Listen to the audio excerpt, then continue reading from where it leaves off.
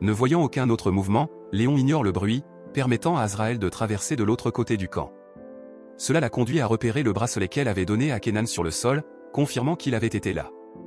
Bientôt, Joséphine et Séverin arrivent au camp, alors Azraël se cache. Joséphine vérifie sa mère malade dans leur tente avant de se rendre à l'église du camp où le reste des villageois se trouve. Une messe est célébrée, dirigée par leur prêtresse enceinte, Myriam. La femme écoute le vent souffler à travers un trou dans la chapelle, croyant que c'est ainsi que Dieu leur parle. Myriam souffle alors sur une bougie pour signaler à tous que la messe est terminée. Les villageois commencent à partir, mais Joséphine reste pour faire face à Myriam. Sans dire un mot, Myriam comprend que Joséphine a échoué à sacrifier Azraël, alors elle gifle la femme. À ce moment-là, elles entendent un bruit venant de l'extérieur, mais lorsque Myriam vérifie, personne n'est là. Azraël est en fait sous l'église, observant Joséphine sortir. Elle attend que la femme fasse le tour de l'église, mais Joséphine disparaît bientôt de sa vue. À sa grande surprise, Joséphine rampe soudainement vers elle. La femme parvient à la maîtriser et à l'étrangler, mais Azraël la repousse et l'assomme. Elle rampe hors de l'église mais découvre que le camp est maintenant rempli de gens.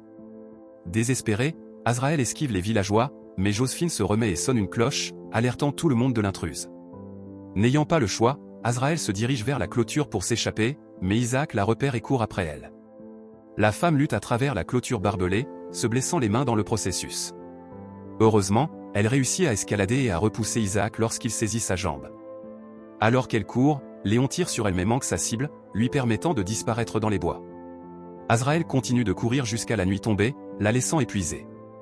Elle s'appuie contre un rocher pour se reposer un instant, ne remarquant pas que son sang est taché sur la surface lorsqu'elle s'éloigne. L'odeur attire immédiatement un brûlé, et Azraël le voit lécher son sang sur le rocher. Il sent alors le sang de sa main, alors Azraël recule, seulement pour découvrir une autre créature à proximité. Elle court avec les deux monstres à ses trousses jusqu'à ce qu'elle atteigne une autre route où un camion la heurte. Le conducteur, Demian, vérifie la femme, et à sa grande surprise, il lui parle, bien que dans une langue étrangère. Bien que cela confirme qu'il ne fait pas partie du village de Joséphine, Azraël reste méfiante envers l'homme. Cependant, elle entend les brûler au loin, alors elle n'a d'autre choix que de monter dans son camion, le pressant de partir. Demian est confus puisqu'elle ne parle pas, mais il part avec elle quand même. Pendant le trajet, Demian lui propose une serviette pour sa main blessée. Il essaie de lui parler à nouveau, mais Azraël secoue la tête pour lui faire savoir qu'elle ne peut pas parler. Elle lui montre ensuite la cicatrice sur son cou, révélant que ses cordes vocales avaient été enlevées. Cela inquiète son compagnon. Il allume ensuite la radio du camion, permettant à Azraël d'écouter une chanson pour la première fois. La femme est d'abord confuse, mais elle commence à apprécier la musique. Juste à ce moment-là, une balle est tirée droit dans la tête de Demian, car Séverin les a retrouvés. Le corps de Demian appuie sur l'accélérateur du camion, les faisant accélérer de manière incontrôlable et écraser Séverin. Azraël tente de contrôler le volant, mais elle aperçoit un bâtiment en ruine devant. Elle se protège juste avant que le camion ne s'écrase. Azraël grimpe bientôt hors du camion et voit Séverin blessé, positionnant son fusil pour lui tirer dessus. Au lieu de cela, Azraël le plaque au sol et tente de l'étrangler avec son arme. La lutte les envoie dévaler la pente. Séverin parvient à récupérer son arme et tire sur Azraël, mais elle se bloque. À la place, il la frappe avec pour l'empêcher de s'échapper. Cependant, Azraël prend un rocher et le frappe à la tête avec. Dans un monde ravagé, une femme et son amant sont poursuivis par un culte qui veut les utiliser comme sacrifice pour les créatures démoniaques qui rôdent dans les bois. Des années après l'Apocalypse, un groupe de survivants considère la capacité de parler comme un péché. Parmi eux se trouve Azraël, qui cueille des bails dans les bois et les ajoute à un bracelet qu'elle fabrique. Soudain, elle entend un bruit à proximité, mais ne voyant rien d'anormal, elle retourne à son camp, seulement pour découvrir que son petit ami, Kenan, a allumé un feu pour se réchauffer. Azraël se précipite pour éteindre les flammes, de peur que quelqu'un les voie. Après avoir vérifié qu'ils ne sont pas découverts, la femme pousse Kenan, en colère qu'il ait pris un tel risque. Ils continuent bientôt leur chemin dans les bois, mais Azraël marche en avant, toujours en colère. Kenan siffle pour attirer son attention, et Azraël, effrayé, lui demande de se taire, de peur que quelqu'un l'entende. Accablée par la peur et la fatigue de se cacher, la femme craque. Son petit ami se précipite alors pour la réconforter, ce qui les mène à un baiser. Azraël donne ensuite à Kenan le bracelet qu'elle a fabriqué, mais leur moment tendre est interrompu lorsqu'ils entendent des sifflements au loin. Craignant d'être découverts, les deux se cachent derrière un arbre. Cependant, ils entendent les autres s'approcher, alors Kenan fait signe à Azraël de fuir pendant qu'il les détourne. Azraël essaie de l'arrêter, mais l'homme insiste. Il court discrètement de l'autre côté et siffle de loin pour attirer les autres vers lui. Azraël profite de cette occasion pour courir dans la direction opposée, mais elle finit par être repérée par Anton. Anton poursuit la femme et la conduit vers Luther pour qu'elle soit capturée. Les hommes traînent Azraël, qui voit que Kenan a aussi été capturé par Isaac et Lies.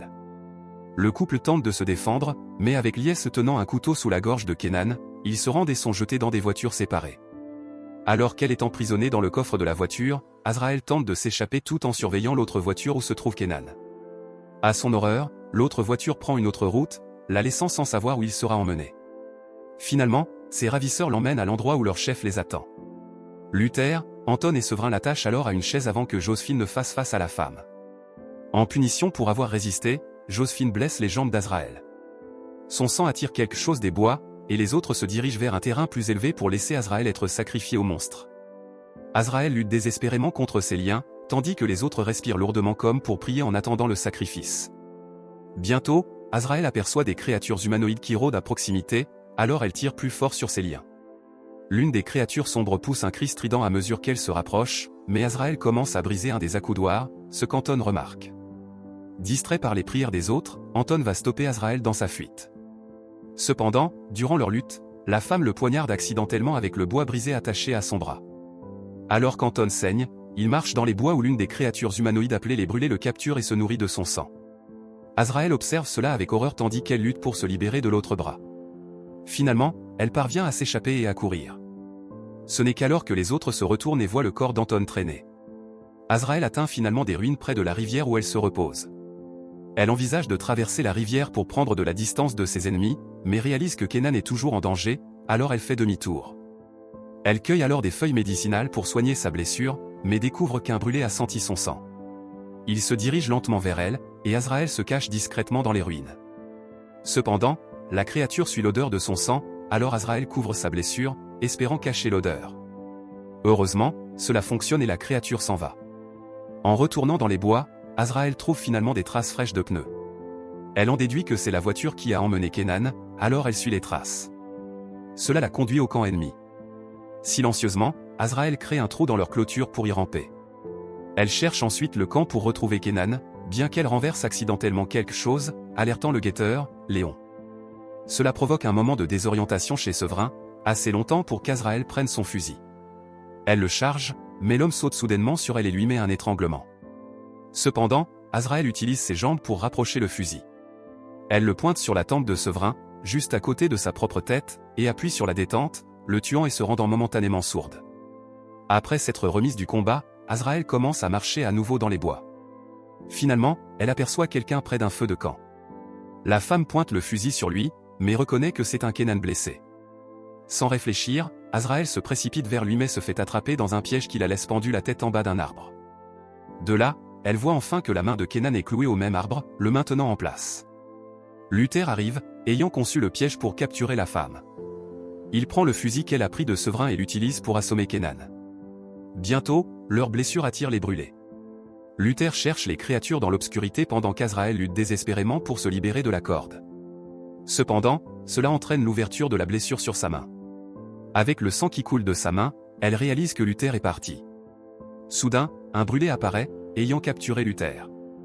Il le frappe contre le tronc de l'arbre avant de lécher son sang sur le bois. Luther tente de s'échapper, mais d'autres créatures arrivent et déchirent sa chair. Pendant ce temps, Azraël lutte pour grimper à la corde et finit par se hisser au-dessus d'une branche.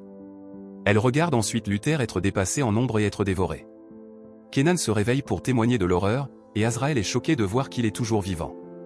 L'homme reste silencieux pour éviter d'être détecté, alors que les brûlés emportent enfin le corps de Luther dans les bois. Pensant que c'est en sécurité, Azraël commence à s'approcher de lui, mais un brûlé le trouve et commence à se nourrir de lui. Azraël tente de descendre pour le sauver, mais un autre monstre capte son odeur et commence à grimper l'arbre. N'ayant pas d'autre choix, elle se tire plus haut dans l'arbre, regardant horrifié Kenan se faire traîner. Le brûlé qui la poursuit se rapproche et la corde sur la jambe d'Azraël se coince dans une autre branche. Elle se dépêche de défaire sa jambe, mais le monstre parvient à la saisir avant qu'elle ne puisse bouger à nouveau. Il la cloue au sol, alors Azraël attache la corde autour de son cou avant de sauter de l'arbre, l'emportant avec elle. Cela mène la créature à être pendue pendant qu'elle s'effondre au sol. Épuisée, Azraël se relève, n'ayant guère le temps de pleurer la mort de Kenan. À la place, elle prend le fusil de Séverin et décide de se venger de ses ennemis. Elle retourne au camp et se cache derrière un arbre avant de siffler. Pensant qu'elle est l'un de leurs camarades, Isaac lui répond en sifflant. Cependant, lorsqu'il ne la trouve pas, Isaac fait signe aux autres de chercher dans les bois avec lui. Cela lui permet de se faufiler à l'intérieur sans être détecté. Elle va à l'église où elle trouve Myriam à l'autel. Sachant qu'elle dirigeait les autres pour la traquer, Azraël pointe une arme sur la prêtresse mais hésite lorsqu'elle voit son ventre de femme enceinte. Myriam profite de cet instant d'hésitation pour écarter son arme et la frapper avec une poêle. En s'effondrant, Azraël gratte accidentellement le ventre de Myriam. Azraël est bientôt traîné hors du camp et dans les bois où ils ont creusé une fosse. Les autres respirent lourdement, priant pour invoquer les brûlés pendant qu'Isaac étale le sang d'Azraël sur son visage. Il la jette alors dans le cercueil en bois et referme le couvercle. Azraël frappe le couvercle alors que les villageois recouvrent son cercueil de terre. Puis, de dessus, il tire un côté du cercueil, révélant qu'il est connecté à un tunnel souterrain. N'ayant pas d'autre choix, Azraël se glisse dans le tunnel dans l'espoir de s'échapper. Cependant, alors qu'elle avance, elle entend un bruit venant de l'obscurité. La femme continue jusqu'à ce qu'elle voie de la lumière, mais un brûlé émerge de l'obscurité juste devant elle. Il se dirige vers elle et Azraël se précipite loin de lui aussi vite qu'elle le peut. Cependant, elle se retrouve de nouveau dans le cercueil tandis que le brûlé bloque la seule sortie. Effrayée, la femme se fige tandis que la créature grimpe sur elle, sentant le sang sur son visage. En un dernier acte de défi, Azraël pousse un cri silencieux face à elle. Juste à ce moment-là, la créature prend sa main et la sent. Azraël se rappelle qu'elle a accidentellement griffé le ventre de Myriam lorsqu'elle s'est effondrée, et l'odeur du sang de l'autre femme distrait le monstre. À sa surprise, le brûlé recule, la laissant indemne. Malgré la confusion, Azraël profite de cette occasion pour s'échapper. Le groupe de Joséphine revient bientôt à leur camp. Pendant qu'Isaac et Liès, qui s'avèrent être amants, se séparent pour aller dans leurs tentes respectives, Joséphine va voir sa mère malade. À leur insu, Azraël est sorti du trou dans lequel il l'avait laissé. À l'église, Myriam nettoie sa griffure lorsque Joséphine arrive pour l'aider. Peu après, ils entendent quelque chose venant du camp, alors Joséphine court dehors et trouve sa tente en feu. Joséphine tente désespérément d'atteindre sa mère, mais Isaac la tire en sécurité. Les autres jettent de l'eau sur les flammes dans un effort futile pour les éteindre, mais le feu commence bientôt à se propager aux tentes voisines. Soudain, Léon est abattu, alors Liès se met à couvert. Ils aperçoivent qu'Azraël est revenu, alors Liès prend son fusil et riposte. Cependant, les flammes qui se propagent distraient la femme, permettant à Azraël de tirer sans obstacle sur elle. Liès s'effondre et Isaac tente de s'occuper d'elle. Pendant ce temps, une Joséphine sous le choc reprend enfin ses esprits et se cache, mais Azraël la tue également. Tandis que certains villageois courent dans les bois, Isaac pleure Liès morte dans ses bras. Il la pose puis prend une arme pour se venger d'elle. Cela déclenche un échange de tirs entre lui et Azraël. Lorsque les tirs cessent, l'homme se cache derrière des arbres et des tentes, cherchant la femme. Il entend son sifflement autour du camp, alors il suit le bruit mais ne la trouve toujours pas. Cela finit par frustrer l'homme, alors lorsqu'il aperçoit un mouvement parmi les flammes, Isaac tire immédiatement, pour se rendre compte qu'il a tué quelqu'un d'autre. En regardant sa victime, Azraël apparaît derrière lui et lui tranche la tête. Machette à la main, Azraël traverse le camp en feu, passant près du corps de Joséphine. Elle marche jusqu'à l'église, mais Myriam l'attaque par derrière avec un coup près. Azraël dévie l'attaque mais perd son arme, la forçant à ramper sous les bancs pour éviter la femme. Myriam la rattrape et saisit la femme. Alors qu'elles se battent pour son arme, Myriam tente de pousser la tête d'Azraël vers sa lame, mais la femme lui donne un coup de pied à la cheville, se libérant. Myriam abaisse à nouveau le coup près vers elle, mais Azraël l'esquive et la lame se coince dans un autre banc. Profitant de cela, Azraël pousse la femme contre le mur et lui mord le cou. La douleur et le stress provoquent la rupture des os de Myriam, à leur grande surprise. Elle titube jusqu'à l'autel tandis que Joséphine, qui a survécu, tire sur leur ennemi. Azraël esquive sa balle et se cache derrière les bancs. Cependant, Joséphine se laisse distraire en voyant Myriam accoucher. Cela permet à Azraël de l'envoyer au sol. Joséphine prend un morceau de bois cassé et le frappe dans le dos d'Azraël, mais elle contre-attaque en envoyant un pied de chaise contre ses genoux. Joséphine sort alors un couteau de poche et attaque son ennemi avec, mais Azraël dévie et lui enlève le couteau des mains. Elle écrase ensuite son visage contre un banc puis la jette à l'écart. Enfin, elle prend le couperet de Myriam et le plonge dans l'épaule de Joséphine. La femme retire la lame de son corps, mais cela ne fait que l'amener à saigner plus vite. Joséphine entend les pleurs du bébé de Myriam juste avant de s'effondrer au sol avec un sourire. Les pleurs commencent alors à ressembler à des bêlements et Azraël voit Myriam reculer face à son propre enfant. Horrifiée par ce qui est sorti d'elle, Myriam utilise un couteau pour mettre fin à ses jours. Le vent se lève autour d'eux, signalant l'arrivée des brûlés. Ils traversent les tentes en feu vers l'église pendant qu'Azraël vérifie le bébé. Les brûlés arrivent à l'église alors qu'Azraël prend le nouveau-né, qui a une tête de chèvre.